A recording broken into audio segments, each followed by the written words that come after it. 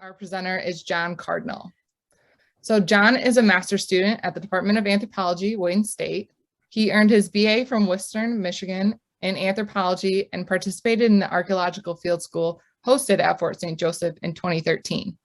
Afterwards, he joined the project as the Archaeology intern supported by Niles History Center. This is where I first met John, and we had some good times in the lab. And then he also had a role as the project staff photographer for the 2015 field season. In this presentation, he's going to discuss how he has pursued his career since joining the project, not only through archaeology, but also through museum work and living history. So tonight, he will present Beyond the Fort St. Joseph Archaeological Project and alum's work since the 2013 field school. Welcome, John, and thank you so much for participating in this series. Feel free to begin. So thank you, Erica. As Erica just said, my name is John Cardinal. I am an alumni at Western Michigan University. I took the Fort St. Joseph Field School in 2013, and I did a lot of stuff since then. Thinking that it's now 9 years ago. So while I was at Western Michigan University, I was actually a double major in both history and anthropology. And so I was really sort of going for the historical archaeology approach there. At one point, I was trying to also go for a Latin minor, and that didn't turn out quite the way I hoped for. I took a lot of Latin courses. It was a great experience. I'm able to understand language a lot better now, but it kind of tanked my GPA. So as I said before, I took the 2013 Fort St. Joseph Field School. I was co-museum intern with Aaron Howard from 2014 through 2015. And then I was museum intern on myself in 2016. And in 2015, I was hired as the staff photographer for the Fort St. Joseph Field School. So this is a couple photos from the 2013 field school, group photo over on the left. And then on the right, we have excavation units. So we have myself digging, and then Hayden, we have Mary Ellen, and then Seth Allard over there as well. That was quite a fun year. Digging down in the floodplain. That was also the year that we ended up finding what we determined to be a wooden sill plate of a house. And so that was the 2013 field school. Afterwards, Aaron and I were part of the museum internship. And what's important to note about this is that prior to Aaron and I taking this on, it was reserved almost exclusively for graduate students. And so being undergrads, that's why there were two of us. While we were working there, while I was working there, was cataloging artifacts. We also helped set up for the 2014 Midwest Historical Archaeology Conference, or the MHAC, which was then held in Niles. That was put on in place of a 2014 field school. And then we also ended up pulling some artifacts and helping in what limited way we could with evidence found, which was an exhibit put on by the Kalamazoo Valley Museum, focusing on archaeology. And so we ended up pulling out artifacts and sending it over to them and being a part of a couple meetings. What I did a lot of at this time was also a lot of artifact photography. So it was a lot of sort of those photographs just of an artifact going straight down with a scale. You have the front, you have the back, and sometimes you have the third side, all kind of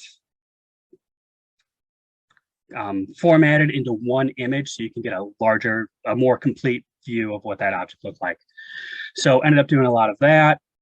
Aaron and I also participated in a number of display cases. The one that we have centered right here in the center, the background graphic was done through the College of Arts and Science digital artist. And then we went through and we picked out what objects we wanted to have in, how we wanted them to have them placed in, and so on. And then it was also at this time that I ended up working on the poster for the Fort St. Joseph 2015 Field School. By all means, it was not just me doing it. It was a collaborative effort with a bunch of different people, Erica and Michael and Aaron and a number of other people put in a lot of effort into that poster. And it was actually on display at the 2016 Society for Historical Archaeology, or SHA, conference in Washington, D.C. So that was pretty cool. And then there was the 2015 field school. So this is where we did the field school a little bit differently this year. So instead of having the field school a little bit later in the summer, when it would be drier, we actually ended up doing it earlier in the summer. And I was hired as staff photographer. So I was taking photos not only of the different units, but also of different field shots going on, things that could be used in publications. And some of these were actually all of these were submitted, except for the one of me down here in the corner, were submitted to the Society of Historical Archaeology and the, excuse me, I'm forgetting what the acronym stands for, but it's the ACUA photo competition, which is held in conjunction with the SHA. I believe all of these won something, but just a lot more experience going on with that. It was a great time. I learned a lot of different aspects about field schools and field excavation, more than just getting in the dirt. And here we have some more photos. We have Austin George down here, sort of walking across on the bridge by the wet screen. Some of you who have been to the site before, that might look kind of familiar. Water is not uncommon being in a floodplain. It was also that year that we ended up finding the side of a side plate. Most likely have a French trade gun, which is detailed here with, it looks to be an image of a dog. Very common motif. And then there's a photo of me actually up on a ladder with some field students holding a tarp in order to have the unit that's being photographed be completely either in the shade or in the sun. In this case, in the shade. So moving on, after 2015, after the field school in 2015, I ended up volunteering for a month over at Mackinac State Historic Parks. And that was a great time. I really enjoyed working at Mackinac State Historic Parks. For those of you who don't know, the current archaeology project is done at Fort Michilimackinac. It is one of the longest ongoing projects of its kind anywhere in the country, going on since 1959. And so in 2016, I was actually hired on as a staff member. So I ended up working with Alexandra Connell, Dr. Connell now, Elizabeth, and then James Dunnigan. And during this time, there were a lot of different objects found. It's a very rich site, including a furniture lock, and it was determined that I can draw the best photos for structural rocks. And so I ended up drawing most of the structural rocks at that time and ended up submitting one to that SHA ACUA photo competition. In fact, all 4 of these images were. 2017, this was a fairly exciting year because in the unit I was working in, we found what looked to be a wall. It was very difficult to find out or determine what was going on at the time. It could be floor beams, something structural, but you can clearly see in this image, this colored image sort of in the center left, that there are some very contrasting soil differences, very different colors. And we don't take photos of the different layers, which is done in 1/10 of a foot just because the site is so old. Instead of taking photographs, we end up drawing maps, labeling the different soil types. And to kind of give you a sense about how complex that can be, there's actually a photograph of my unit of that site that's photographed.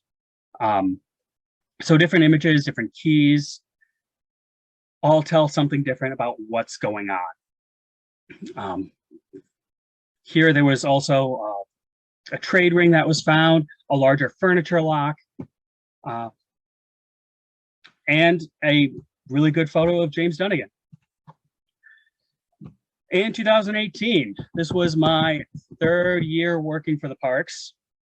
It was also time that we found what appeared to be a plateau on terre or post in ground wall. So you can kind of see, I'm not sure if you can see my cursor or not, but there are a number of these wooden posts coming up sort of in a line, like a wall. What makes these fairly common, these are fairly common methods in that you dig a trench in the ground, you put your posts in, you pack it full of clay and dirt, and you build up from there. It's a very quick and easy way to make a wall. It's not going to last forever, maybe 20 years if you're lucky, but it gives you something that's stable. There was also a lead seal or bale seal that was found at this moment, or in this year. Actually, no, it wasn't found in this year. It was found in a previous excavation site, which the report just came out. And so I was asked to do a line drawing of the lead seal and decided to do it in the style of Lyle stone. And so that's kind of the image that we have in the center. Just for point of reference, that's supposed to be a crocodile, I'm told, down at the bottom with a palm tree. And then for those of you who have not been to the site at Mackinac State Historic Parks, it is very sandy. It's right on the water. It has excellent preservation for the tiniest of objects, including fish and animal bones. And so that's a lot of what we find in the wet screen. So unlike at Fort St. Joseph, where things were being screened through a 1/4-inch screen because it's very, the soil is not that conducive for that sort of preservation. We go through window screen here at Michilimackinac, and we're able to sort out things such as fish scales and fish bones, and so on. So just a lot. In the summer of 2018, I applied and ended up receiving a job at Fort Ticonderoga. Fort Ticonderoga, for those of you who don't know, it's also known as Fort Carillon, is in upstate New York. It's about 2 hours north of Albany on Lake Champlain, sort of where Lake Champlain and Lake George meet, which is why it was chosen. And it was built by the French in 1757, I believe, and then occupied through the Revolutionary War, eventually being rebuilt in the early 20th century by the Pell family. And so while I was here, I was hired not as an archaeologist, but as a new position, which they called a preparative. A large portion of this has to do with exhibit fabrication and mount fabrication. So kind of how, if you go to a museum, how those objects are displayed, using a lot of acrylic rod, and just making sure that it looks aesthetically pleasing, as well as being secure for the object itself, because we don't want those to get damaged. And so there was also the mount construction. There was also a fair amount of maintenance that was going on. I was helping with the maintenance department. There was a time I was charged with cannon restoration, which Fort Ticonderoga has something like over 130 different cannons. Only about 2 or 3 are original to the fort. The others were gathered during the 20th century. But it's a very impressive collection. And with that many cannon, you need to have somebody who knows how to preserve them. And so I was doing a lot of background research on how that could be done in a manner in which could be done given my position. Now, when the time came to it, I was also an archaeology assistant. There were a number of things going on at the site where the site archaeologist needed to have an extra set of eyes on the ground. And because of my background, I was able to help and assist and give feedback. So that was very cool and exciting. There were also times when outside of work, I would go and volunteer for archaeology digs. In particular, the Northeast Council on Historical Archaeology, I believe that's the right name, CNAHA, in the Northeast United States. They had a conference going on in Lake George, and they asked for volunteers to help with a project going on there involving a Revolutionary War cemetery. So I ended up helping out with that. Another long-lasting impact of Fort Ticonderoga is living history. A lot of people who do living history or know living history have a pretty good idea about Ticonderoga. They are very progressive in their interpretive abilities and are very nice, very well done. And I was very grateful to be a part of that. And so what we have here are a number of different examples of the work I've done. So there were a number of different regiments during the Revolutionary War period, just before. And that's sort of it. That's viewed through the number of different regimental buttons. So we have the 26th, we have the 60th, and these are just some mounts that I made going into it. There was also a temporary exhibit that went in at the Albany Airport, which helped to be a part of. And that was one of those projects that I learned that I really like to have exhibit mounts and displays that kind of just looks like the objects are floating and that they're not really supported by anything like big or clunky, but they're just kind of there, and they're located in such a way that you can see every little aspect that somebody would want to see. For instance, this reproduction shoe or powder horn.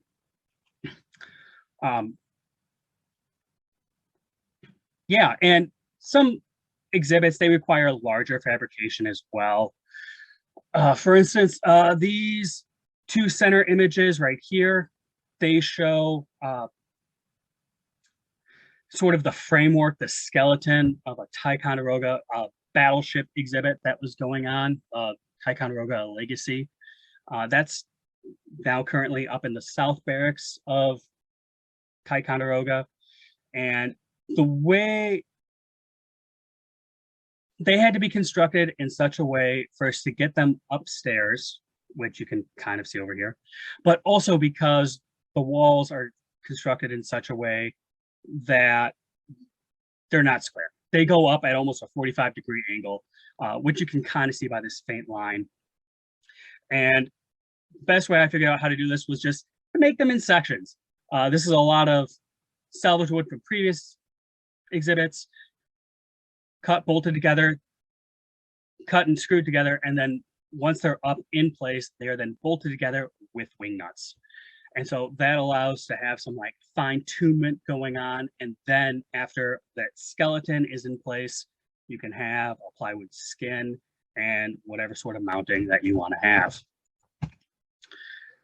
So I mentioned before there was archaeology. Here, Margaret is sifting.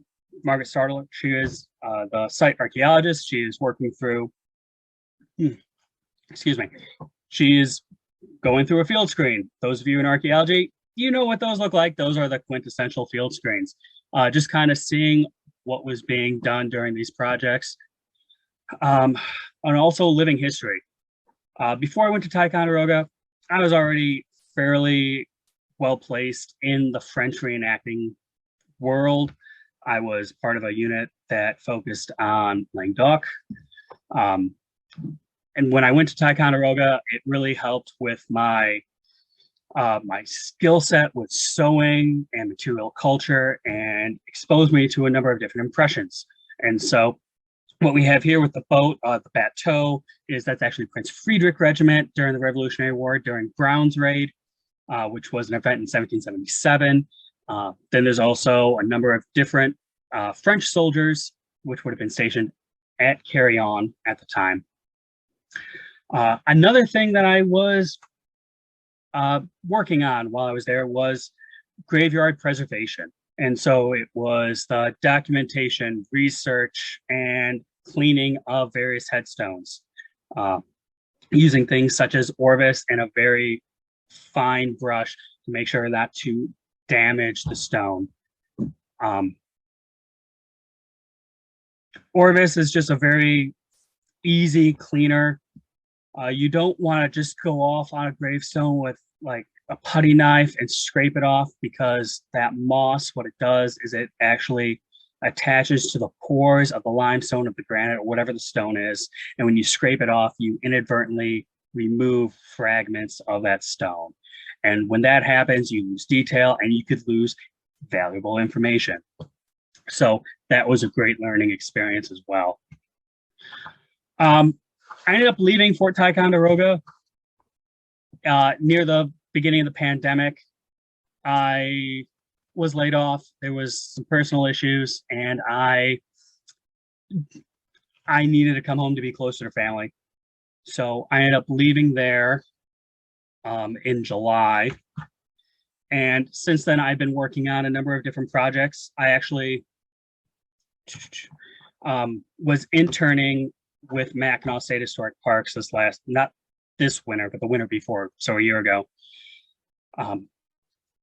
with their exhibit fabricator, Keith Swearer, who is absolutely amazing and knows more than I ever will about exhibit fabrication. And so that was really great to sort of try and learn something from him.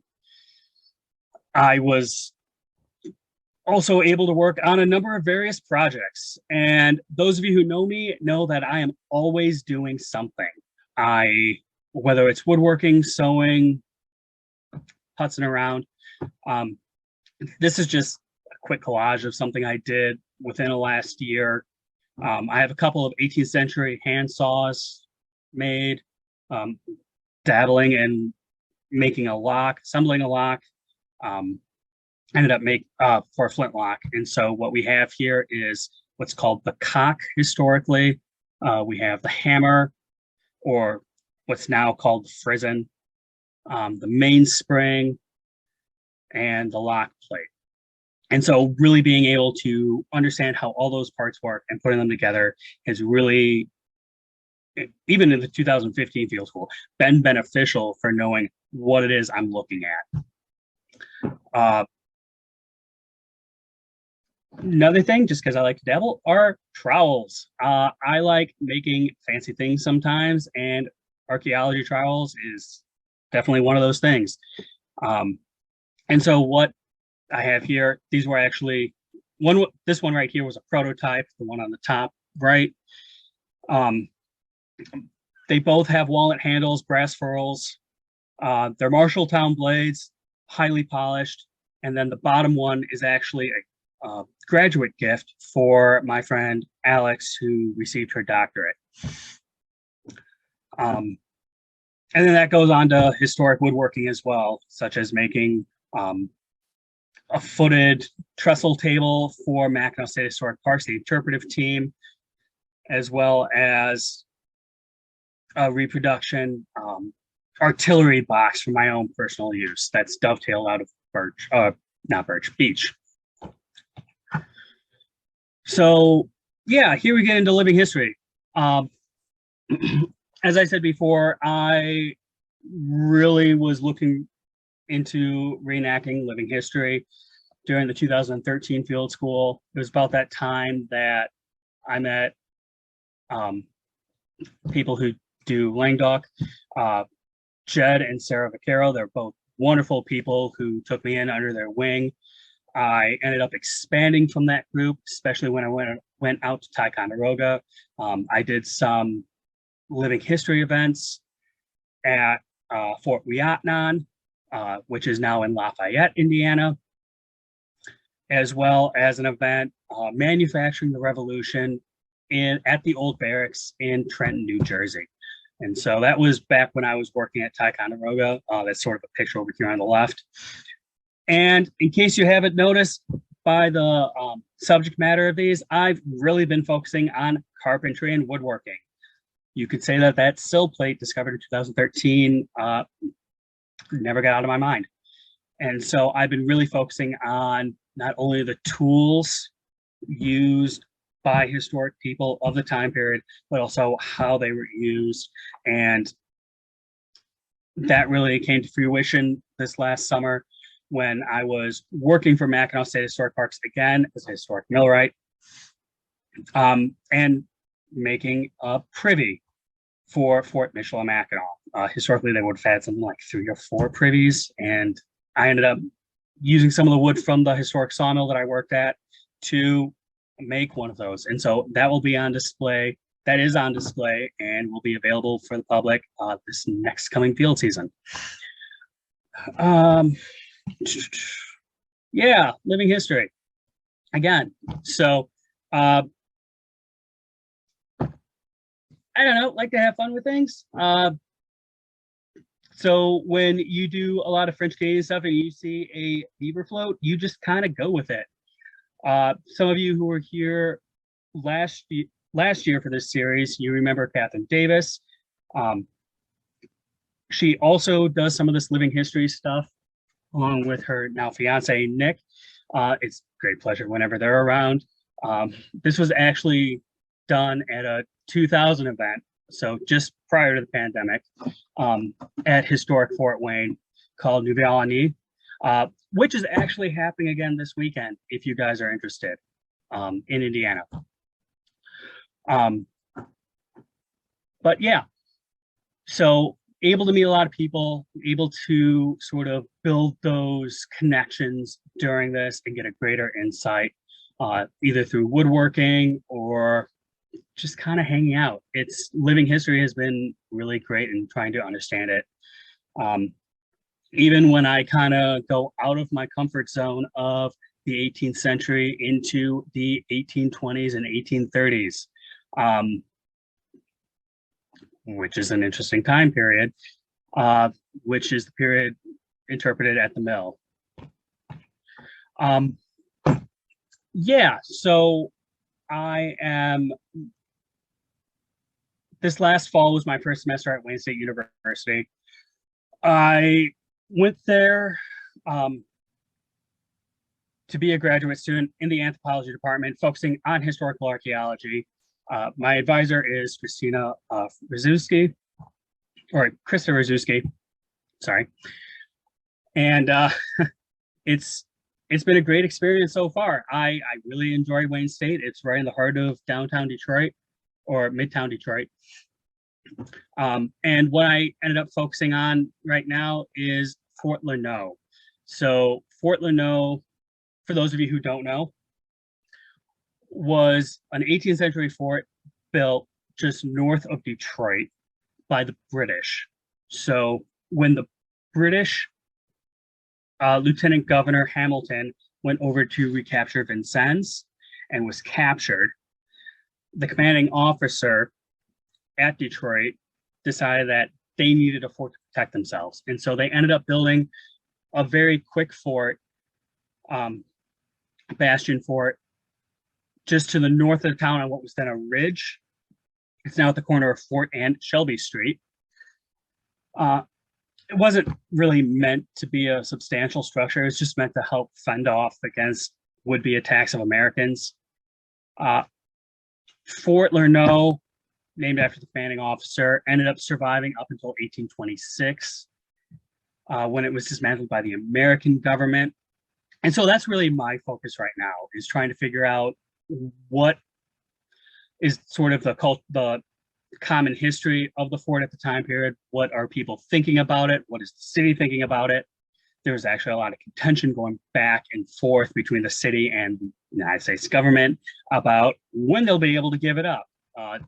Actually, a large sticking point was a powder magazine that ended up holding them up for something like 7 or 8 years.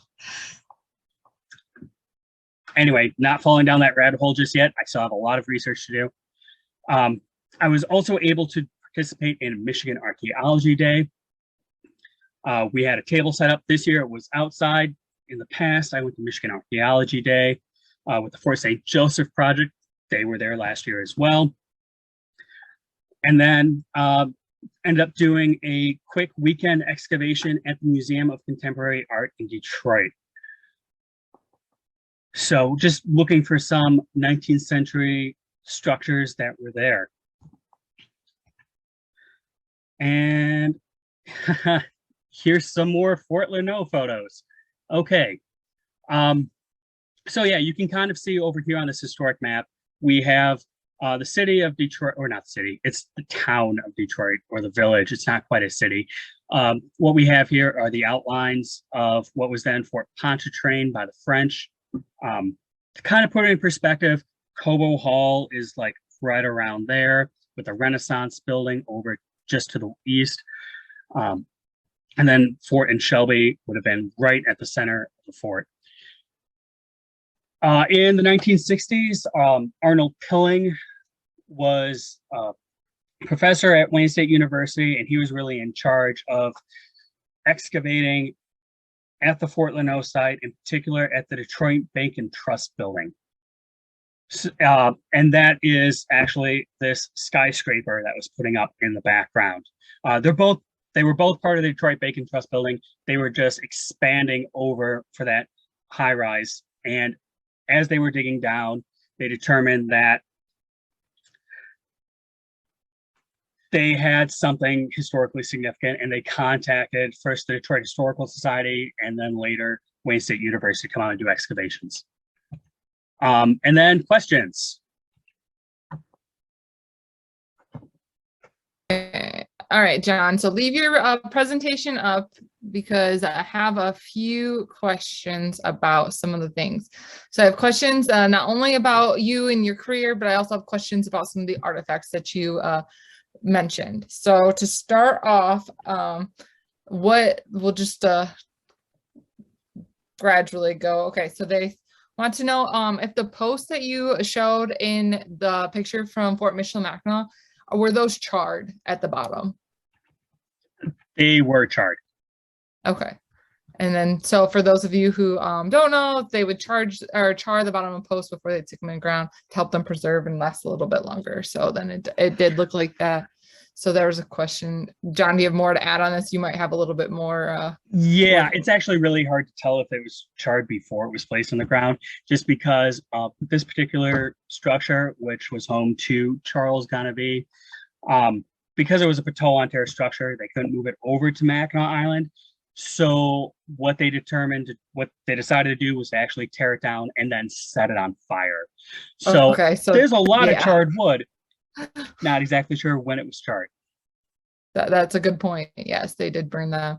And then the next question is actually for the same slide. So you mentioned the alligator and the palm tree. So there are a couple people that are inquiring what that could indicate. I know that we also have, I think Alex is on the Zoom call if you are don't know, or I think Catherine's on here too. Well, I know Catherine is because I talked to her in a second. So either one of you three, there was a question about the iconography on the lead seal, the bale seal. I will defer to Catherine Davis.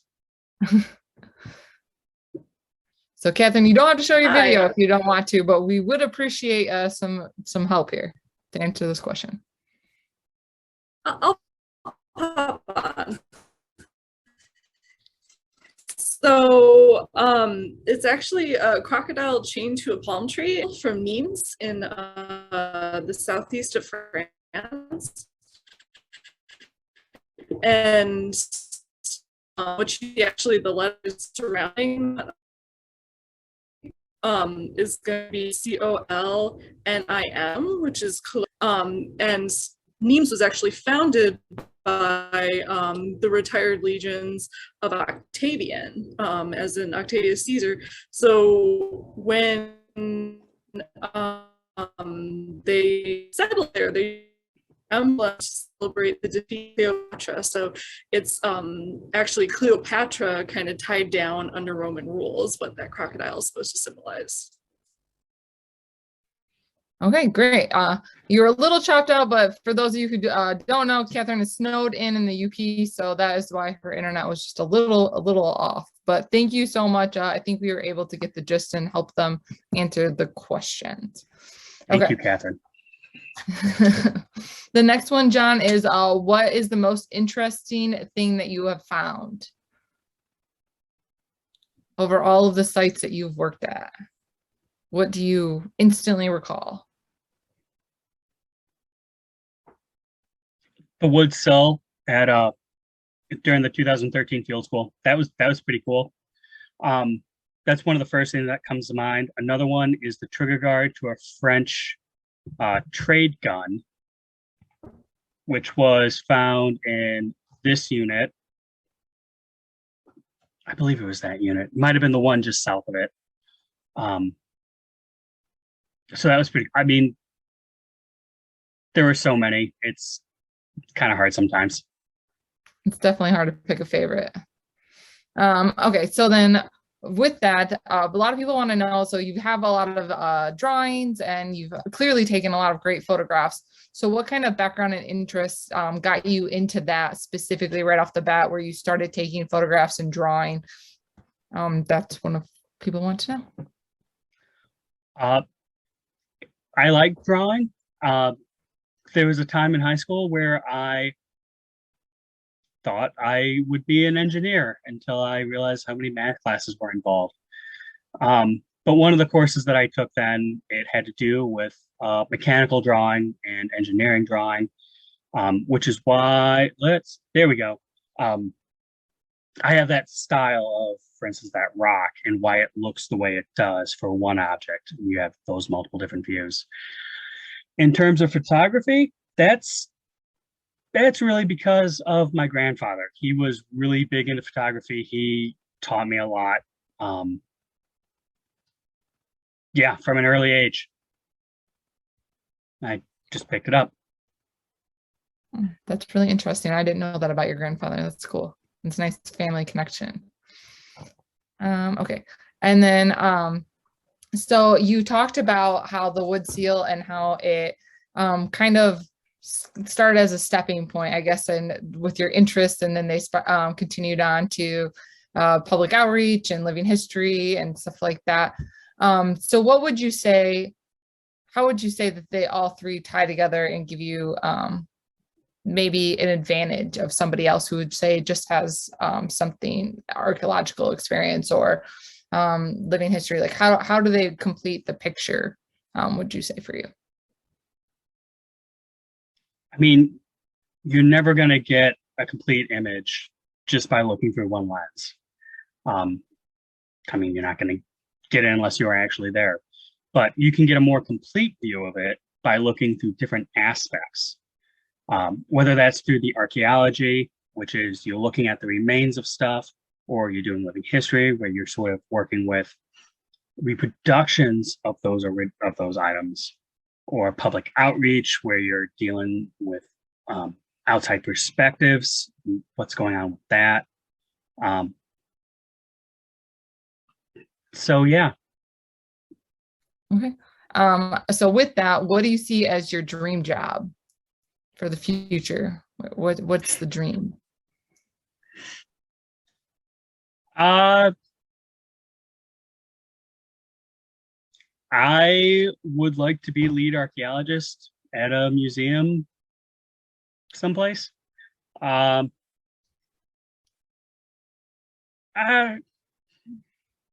don't know. I have a hard time dreaming of labor, so. Well, that sounds like a good dream job to me, so I like it. Okay, and then, oh, thank you, Catherine, for adding in the chat about the information for the seal. That was really nice of you. And then one of the last questions that I have up here is